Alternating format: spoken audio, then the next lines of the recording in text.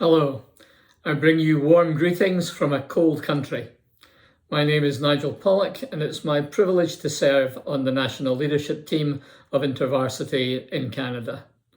It's always a particular pleasure to speak to friends at InterVarsity USA and in Canada at the same time because of our shared roots as movements. InterVarsity in Canada was founded in 1928 when Howard Guinness was invited to come from the UK to help pioneer a new work of God in the universities in Canada. The invitation came from Canadian students and graduates.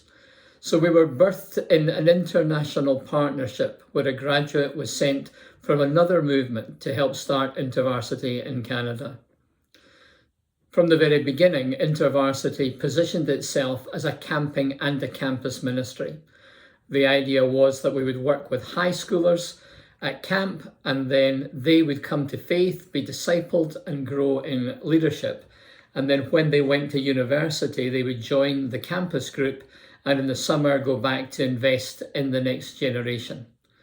InterVarsity in Canada continues to work in high schools, in camps and in universities.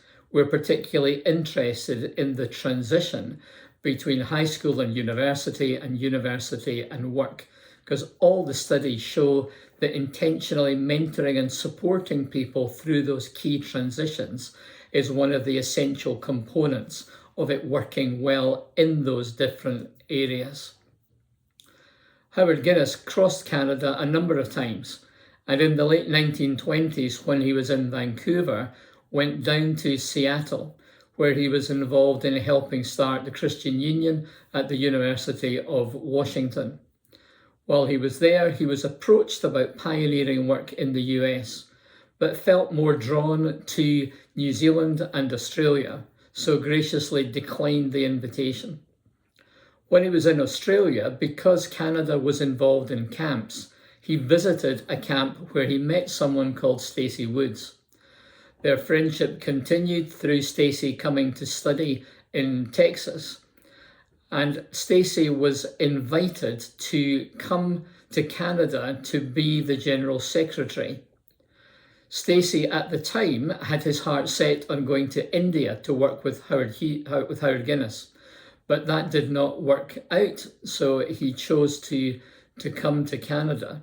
And it was from Canada that the pioneering of work in the US began to take shape in the late 1930s, beginning in Michigan, where the University of Michigan formed a group and other groups in the state. But it was part of a movement of God that was taking place across the university spectrum in the United States. In 1941, the US movement was formally established as a separate entity, although Stacey Woods continued to be the General Secretary of both movements. After the Second World War, when the International Fellowship of Evangelical Students started, Stacey became the first General Secretary of that and eventually gave up his responsibilities in both Canada and in the United States. We've had that partnership through the years where we've been brother and sister movements on either side of the border, where board members have been exchanged and staff workers have been invited, and the Urbana Missions Conference has probably been the flagship of that partnership over the years. Right now, InterVarsity is focused on inspiring and equipping the emerging generations to encounter Jesus, cultivate Christ-centered lives, and radiate God's transforming love to Canada and the world. It's really a description of the things that we've always been committed to: evangelism, discipleship, leadership development, engaged thinking, and world mission. And we're committed to taking those things forward. We have a number of values which describe how we do those things. And one of the values that will resonate with you in particular, I'm sure, is that InterVarsity welcomes women and men of every culture and ethnicity to help steward and shape the work. That commitment to diversity isn't just something that we think is important from a perspective of somebody looking in.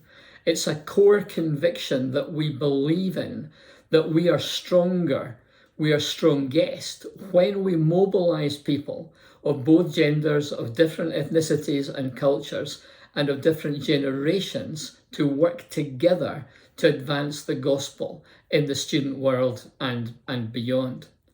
Ephesians 4:16 says, when each part works as it should, the whole body builds itself up and grows through love.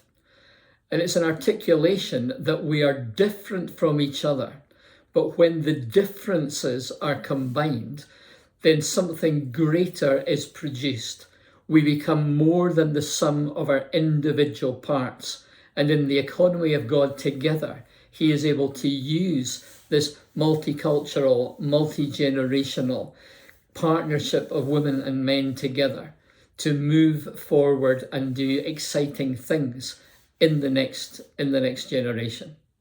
So I really want to wish you all the best for these days as you continue to explore that together, because these things are rooted in firm biblical convictions, which are part of the foundation, not just of who we are, but of how we do ministry.